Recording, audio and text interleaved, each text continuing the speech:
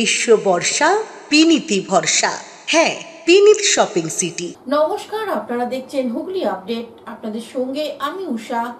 আসছে খবরে, হুগলি চুঁচুড়ার পৌরসভার 14 নম্বর ওয়ার্ডে জলাভূমি ভরাটকে কেন্দ্র করে তৃণমূল কংগ্রেসের দ্বন্দ্ব প্রকাশ্যে। চুঁচুড়া শহরে চাঞ্চল্য। জলাভূমি বোঝানোকে কেন্দ্র করে চুঁচুড়া বিধানসভার বিধায়ক ও শহর তৃণমূল সভাপতির দ্বন্দ্ব প্রকাশ্যে আজ হুগলি চুঁচুড়ার পৌরসভার 14 নম্বর ওয়ার্ডে কাঠগোলা লেনের কাছে 16 কাঠার বেশি একটি জলাভূমি রয়েছে। স্থানীয় বাসিন্দা নিবেদিতার মিত্রর ওনার ভাই সঞ্জীব মিত্র দেখভাল করছেন। সঞ্জীব বাবুর স্ত্রী সুদীপা মিত্র 18 নম্বর ওয়ার্ডে কাউন্সিলর তথা অর্থ দপ্তরের সিআইসি। সঞ্জীব বাবু শহর তৃণমূল কংগ্রেস সভাপতি। আজ সকালে চুঁচুড়ার বিধায়ক অসিত মজুমদার স্থানীয় কাউন্সিলরকে সঙ্গে নিয়ে এলাকায় যান। সরেজমিনে দেখেন। ওইখান থেকে এসডিও এর ফোন করেন। ওনার বক্তব্য, কোনোভাবেই জলাভূমি ভরাট করতে দেব না, যে যত বড় তৃণমূল হোক না কেন।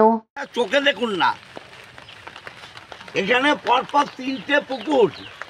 কারোর বাবার ক্ষমতা নেই বুঝবে। মেন রাস্তা হচ্ছে ফ্ল্যাটের ভেতর দিয়ে।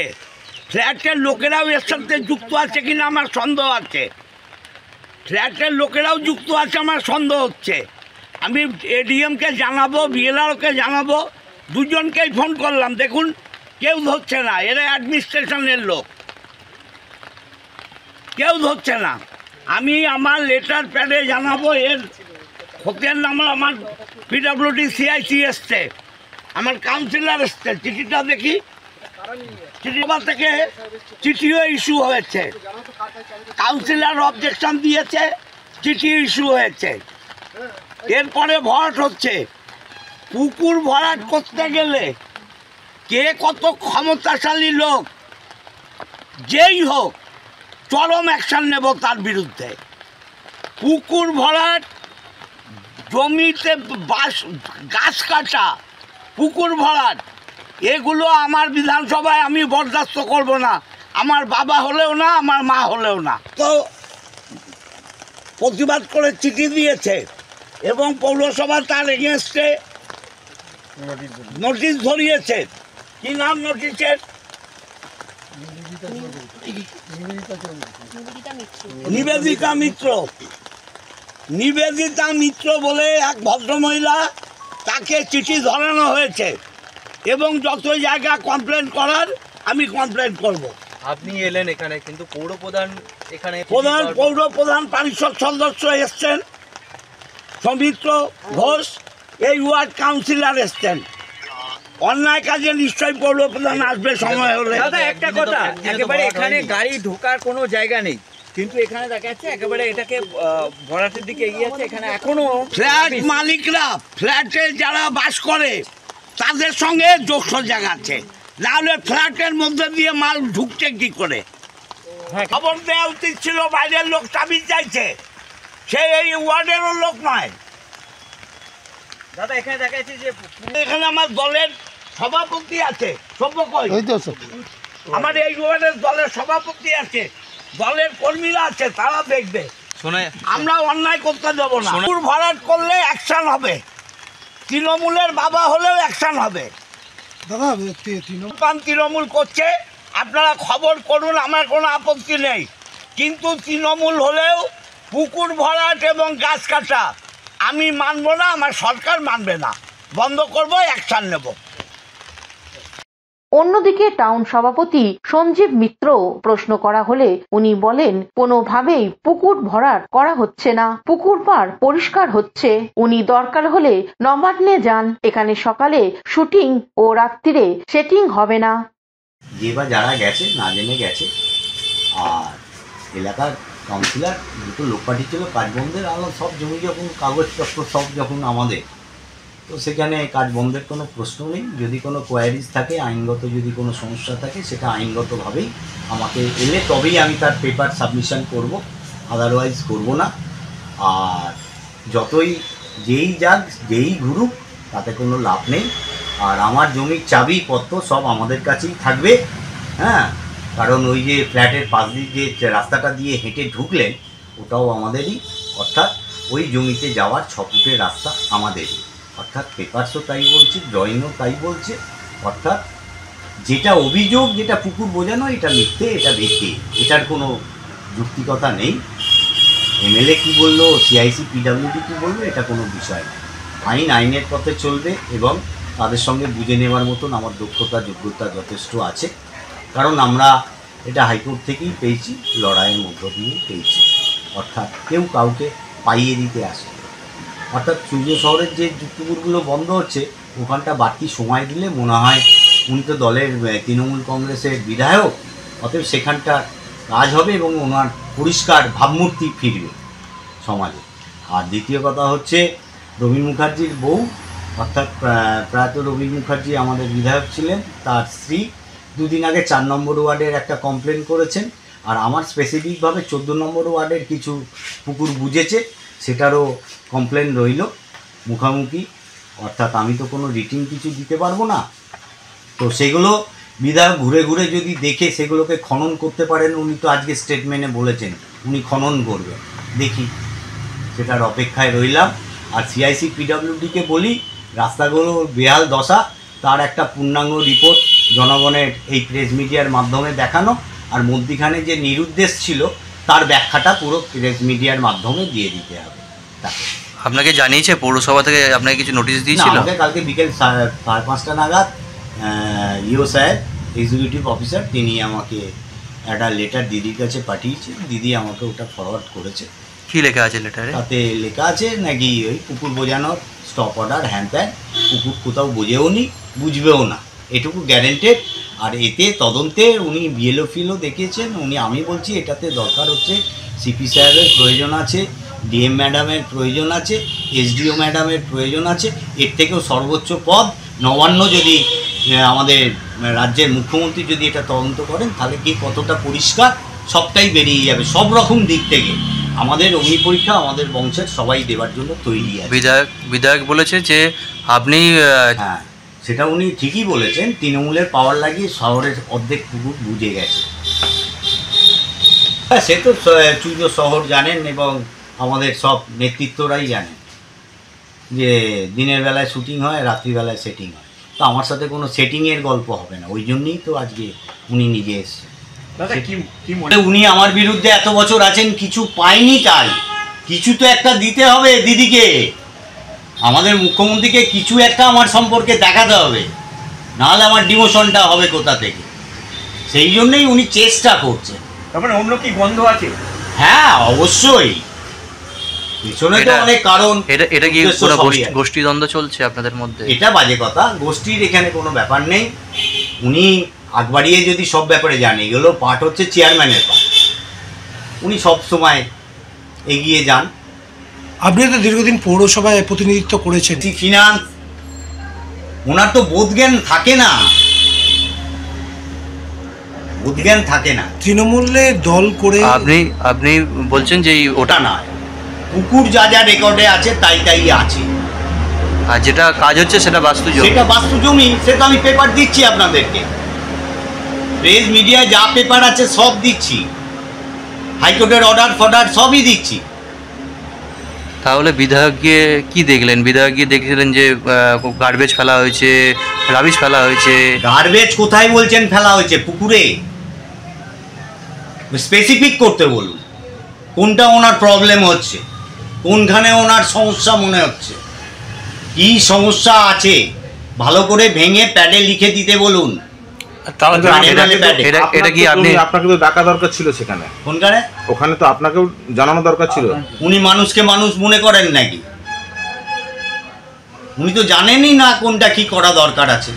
আপনি বিষয়টা সাংসদকে জানাবেন? অবশ্যই সাংসদকে জানাতে হবে আমার। উনি তো এর আগে বালিকা বাণী মন্দিরেও আপনারা দেখেছেন কি করেছেন, আবার পরে নিজে আবার উইথড্র করেছে। এই তো মেরিটও না। দাদা, ভাঙনটা আপনি বেঁধেছেন, নেত্রী মমতা বন্দ্যোপাধ্যায় বলেছেন তার এক চুল এদিক ওদিক হবে না। দেখছেন এখানে লেখা আছে পুরোটাই, যা যা করতে বলেছেন তাই তাই নির্দেশে, তাই তাই চলবে। মানে সেটিং ফুটিং ওইসব কিছুই হবে না, পরিষ্কার কাজ, খালি হাতে ফিরতে হবে। আমি পেপারস টু পেপারস এগোবো। কিসের সেটিং এর কথা বলছেন আপনি? উনি যেটা করে বেড়ান সেটাই বলি। কি করে বেড়ান? কি করে বেড়ান তা জানি না। তাহলে আপনি সেটিংটা বলুন। পাবলিক বলছে। পাবলিক কি বলছে? পাবলিক যা বলছে, পাবলিকের কাছে গিয়ে ইনকোয়ারি করবেন। সেটিংটা কেন বললেন? ওই তো পুকুরগুলো সব বুঝে গেছে। তাও পুকুর বুঝে গেল তো আপনিও তো দল করেন। না, আমি দল করি, আমার তো ওইখানে তো পার্ট নয়, আমি তো রাজনৈতিক পার্টে আছি। কিসের সেটিং হয় তা জানি না, আমার চোখের সামনে তো হয়নি। বুঝে গেলেই মনে করবেন সেটিং। বুঝেই যাচ্ছে, চোখ বুঝছে, তখনই জানবেন সেটিং। এরকম তো আপনি দেখেছেন তো, ফুটে হোটেল নেমে গেছে, অমিত রায়ের করা ফুটপাত বানানো, সেখানে হোটেল ঢুকে গেছে। তাহলে আবার কি আছে? এগুলো তো সাধারণ মানুষ বলে, গালাগালি করে এর জন্য। হুগলি থেকে চন্দনা দত্তের রিপোর্ট, হুগলি আপডেট। ট্রেনের ইঞ্জিনের মধ্যে আটকে গেল হাত এক রেল কর্মীর। 1 ঘন্টার প্রচেষ্টায় উদ্ধার হলো ওই কর্মী। ট্রেনের ইঞ্জিনের ভিতরে ঢুকে আটকে গেল একজন রেলকর্মীর হাত, আর তার জেরেই বিপত্তি। দীর্ঘক্ষণ স্টেশনে দাঁড়িয়ে রইল ট্রেন। এই ঘটনাটি ঘটেছে বর্ধমান হাওড়া মেল লাইন শাখার পূর্ব বর্ধমান জেলার মেমারি স্টেশনে 3 নম্বর প্ল্যাটফর্মে সকাল 7:26 বর্ধমান হাওড়া টাউন 37824 লোকালে। জানা গেছে সেখানে ট্রেনের একজন মেকানিক্যাল কর্মী ছিল। ট্রেনের ইঞ্জিনের রুমে সেখানে ইঞ্জিনের ভিতরে কোনো কিছু একটা পড়ে সেখানে সেটাকে তুলতে গিয়ে বিপত্তি। আটকে যায় ওই রেলকর্মীর হাত। প্রায় 1 ঘন্টা ধরে আটকে থাকে তার হাত। এই ঘটনার জেরে প্রায় ট্রেনটি 2 ঘন্টা দাঁড়িয়ে থাকে। ট্রেনের যাত্রীদের অন্য ট্রেনে পাঠানোর ব্যবস্থা করা হয়। ঘটনাস্থলে ছুটে আসে ট্রেনের অন্যান্য কর্মীরা। প্রায় 1 ঘন্টার প্রচেষ্টার পর ওই রেলকর্মীকে উদ্ধার করা সম্ভব হয়েছে। এই ঘটনাকে কেন্দ্র করে মেমারি স্টেশন চত্বরে চাঞ্চল্যের সৃষ্টি হয়। আনুমানিক প্রায় 2 ঘন্টা পরে ট্রেনটি পুনরায় হাওড়ার উদ্দেশ্যে রওনা দেয়। 7:26 গাড়ি ঢুকলো, ঢোকার পর দাঁড়ালো, দাঁড়ানোর পর উনি মেকানিক ছিলেন, গাড়ির লোকই। কোথায় ছিল? ইঞ্জিনের মধ্যেই ছিলেন। দিয়ে নেমে উনি কোনো প্রবলেম হচ্ছিল, দিয়ে দেখতে গিয়ে হাতটা ঢুকে গেল ইঞ্জিনের কোনো মেশিনে ঢুকে গেল। দিয়ে তারপর উনি অনেক টানাটানি করতে গিয়ে উল্টে পড়ে গেলেন। পড়ে গিয়ে অর্ধেক বডির নিচে ঝুলছে, অর্ধেক ওর মধ্যে রয়েছে। হাত ঢুকেই আছে। দিয়ে প্রায় 1 ঘন্টা পর অনেক কাণ্ড করে গাড়িটাকে বের করা হয়েছে। ওনার বডি হাতটাকে বের করা হলো। কোন স্টেশনের ঘটনা? মেমারি স্টেশন। তারপরে কতক্ষণ পর গাড়িটা ছাড়লো? গাড়িটা ছাড়লো 9:10 ছাড়লো। ওই হাত ঢোকা অবস্থায় কতক্ষণ ছিল? 1 ঘন্টা প্রায়। 1 ঘন্টার অবস্থা? হ্যাঁ, 1 ঘন্টা ওই অবস্থায় পড়েছিলেন। কিভাবে ইঞ্জিনে কিছু কাটাকাটি করে বার করেছে? মেমারি থেকে আশিস কুমার ঘোষের রিপোর্ট, হুগলি আপডেট। আজ 22 শ্রাবণ, কবিগুরু রবীন্দ্রনাথ ঠাকুরের প্রয়াণ দিবস। আজ 22 শ্রাবণ, কবিগুরু রবীন্দ্রনাথ ঠাকুরের তিরোধান দিবস। সরকারিভাবে কলকাতায় কবিগুরু তিরোধান দিবস শ্রদ্ধার সঙ্গে পালন করা হয়। কবিগুরু প্রতিকৃতিতে মাল্যদান করেন মন্ত্রী ফিরহাদ হাকিম, মন্ত্রী শশী পাঁজা সহ অন্যান্যরা। এদিন ফিরহাদ হাকিম কি জানাচ্ছেন শুনবো। একবার আমাদের বাংলাকে ভাগ করার যে পরিকল্পনা ব্রিটিশ করেছিল, তার বিরুদ্ধে রকি বন্ধনের দিন আমাদের রবীন্দ্রনাথ ঠাকুর নেমে রাস্তায় বলেছিলেন, বাংলার মাটি, বাংলার জল, বাংলার বায়ু, বাংলার স্থল পূর্ণ হোক, পূর্ণ হোক, পূর্ণ হোক। উনি ধর্ম বিশেষে সব বাঙালিকে এক করার জন্য বলেছিলেন, বাঙালির ঘরে যত ভাই বোন এক হোক, এক হোক, এক হোক হে ভগবান। আজকে আবার আমাদের বাংলা ভাষার উপরে সন্ত্রাস আছে, বাঙালির অস্তিত্বকে নষ্ট করার একটা চেষ্টা হচ্ছে। আজকে নিশ্চিতভাবে আমাদের সেই ব্যথা, বঙ্গভঙ্গের সেই ব্যথা, যেটা রবীন্দ্রনাথ ঠাকুর তার হৃদয়ে নিয়ে এই 22শে শ্রাবণ আমাদের ছেড়ে চলে গেছে, সেই ব্যথা আবার উস্কে দেওয়ার চেষ্টা হচ্ছে। আমাদের বাংলাদেশি, আমাদের ভাষাকে বাংলাদেশি ভাষা, আমাদের হুগলি জেলার তথ্য ও সংস্কৃতি দপ্তরের উদ্যোগে চুঁচুড়া রবীন্দ্র ভবনে বিশ্বকবি রবীন্দ্রনাথ ঠাকুরের 85তম প্রয়াণ দিবস উদযাপন হলো। 85তম প্রয়াণ দিবস উদযাপন করা হলো গভীর শ্রদ্ধা ও সাংস্কৃতিক আবেগে অনুষ্ঠানের সূচনা হয় প্রদীপ প্রজ্বলনের ও কবিগুরুর প্রতিকৃতিতে মাল্যদানের মাধ্যমে। উদ্বোধন করেন হুগলি জেলা পরিষদের সভাধিপতি শ্রী রঞ্জন ধারা। উপস্থিত ছিলেন চুঁচুড়া পৌরসভার পৌরপ্রধান অমিত রায়, জেলা পরিষদের কর্মাধ্যক্ষ নির্মাল্য চক্রবর্তী, বিশিষ্ট সাহিত্যিক ডক্টর সুবীর মুখার্জি, এডিএম তরুণ ভট্টাচার্য। অনুষ্ঠান জুড়ে ছিল নানা ধরনের মনোজ্ঞ সাংস্কৃতিক পরিবেশনা, রবীন্দ্রসঙ্গীত, আবৃত্তি এবং কবি প্রয়াণ উপলক্ষে বিশেষ আলোচনা সভা। নৃত্য, গীতি, আবৃত্তির মধ্যে দিয়ে স্মরণ করবেন বলে তাদের আমার শ্রদ্ধা, আন্তরিক শুভেচ্ছা জানাই। নির্মল কুমারী মহানবী একটা জায়গায় লিখেছিলেন, কবিগুরু বলেছিলেন, মৃত্যু না থাকলে জীবনের বুঝি অর্থটা বোঝা যেত না।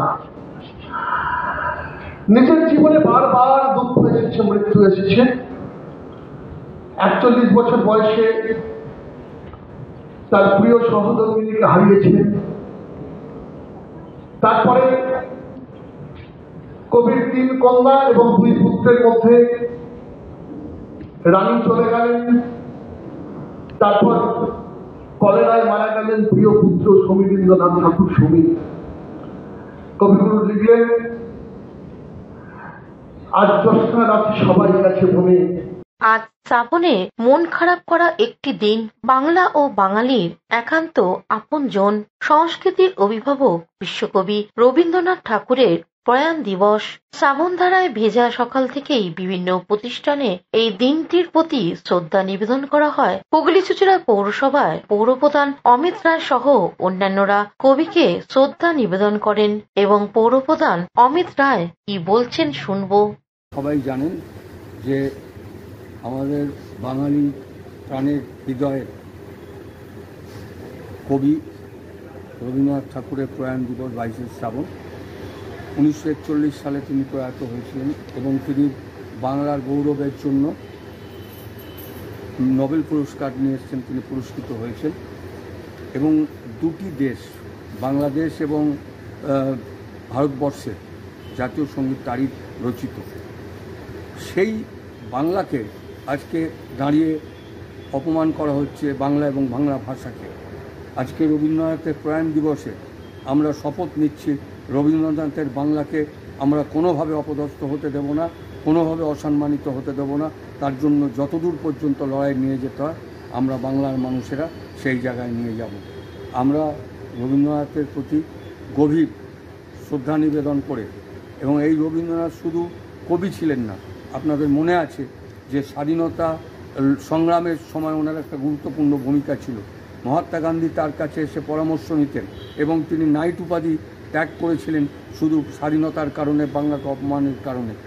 এবং আপনারা জানেন রাখি বন্ধন আসছে আগামী শনিবার। এই রাখি বন্ধন তিনি অসময়ে রাখি বন্ধন করেছিলেন, যখন বেলেঘাটাতে সম্প্রদায় গণ্ডগোল লাগিয়ে দেওয়া হয়েছিল। সেই সময় উনি রাখি বন্ধনের ভেতর দিয়ে উনি সমস্ত স্তরের মানুষের ভেতরে একটা সম্প্রীতি গঠন করেছিলেন। সেই রবীন্দ্রনাথকে আমরা ভুলব না এবং রবীন্দ্রনাথের বাংলা ভাষার প্রতি কোনো অবমাননা আজকে শপথ নিচ্ছি আমরা বরদাস্ত করব না। নমস্কার। অভিষেক গুপ্তা, সৌমিত্র সিনহা ও চন্দনা দত্তের রিপোর্ট, হুগলি আপডেট। এখন নিয়ে নেব বিজ্ঞাপন বিরতি। বিরতির পর ফিরে আসছে খবরে। হুগলি চুঁচুড়ার ফুলপুকুর শ্রী শ্রী গ্রহরাজ বাবার সাংস্কৃতিক অনুষ্ঠান অনুষ্ঠিত হতে চলেছে 10 দিন ব্যাপী। আগামী 8ই আগস্ট থেকে অনুষ্ঠানের সূচনা। 9ই আগস্ট শনিবার বিশিষ্ট অতিথিদের উপস্থিতিতে গ্রহরাজ বাবার প্রাণ প্রতিষ্ঠা, পুজো ও প্রসাদ বিতরণ। 15ই আগস্ট স্বাধীনতা দিবসের দিন সন্ধ্যায় গুণীজন সম্বর্ধনা। এছাড়া অনুষ্ঠিত হবে সঙ্গীত, লোকসঙ্গীত, ভক্তিগীতি, বাউল গান সহ অন্যান্য অনুষ্ঠান। সকলের রইল আমন্ত্রণ।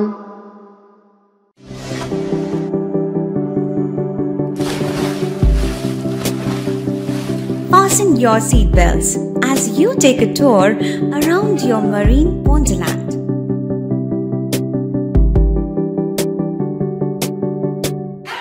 Spend a day at Aqua Marina and enjoy an array of water slides that give you butterflies in your tummy.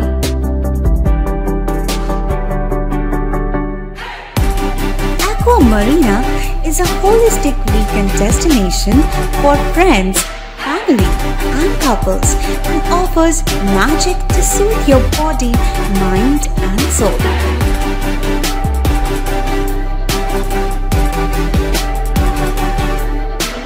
Aqua Marina, your customized magician. Welcome aboard and see the magic unfold. শীত গ্রীষ্ম বর্ষা পিনিতি ভরসা। হ্যাঁ, পিনিত shopping city. যে কোনো মরশুমের readymade জামা কাপড় পাওয়া যায় একই ছাদের তলায়। ছোট থেকে বড়, পুরুষ, মহিলা ও শিশুদের একমাত্র নির্ভরযোগ্য প্রতিষ্ঠান। শীতকালীন যে কোনো শাড়ি, জিন্স, টপ, কুর্তি, চুড়িদার, পাঞ্জাবি মানেই পিনিত shopping city. Akhan Bazar, Chuchura, Hooghly. Amala nursing home. Enjoy a weekend at Vedam, the paradise of peace. A home away from home.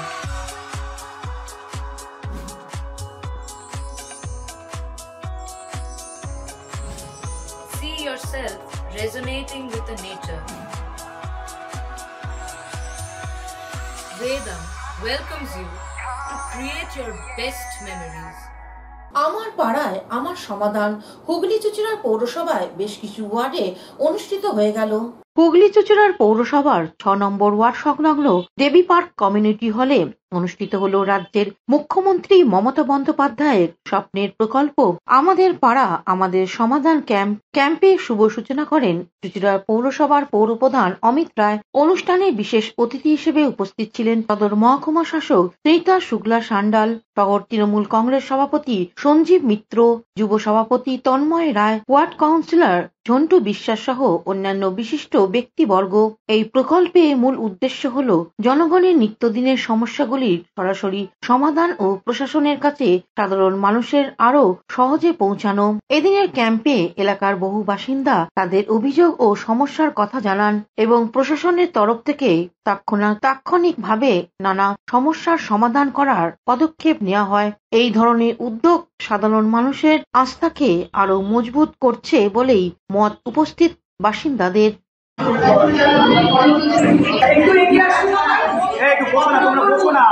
Hooghly থেকে অভিষেক গুপ্তার সঙ্গে চন্দনা দত্তের রিপোর্ট, হুগলি আপডেট। হুগলি তারকেশ্বরের উদ্দেশ্যে ভোলে বোম ধ্বনিতে জাতীয় পতাকা নিয়ে দণ্ডি কেটে রওনা দিল রানীগঞ্জের এক যুবক।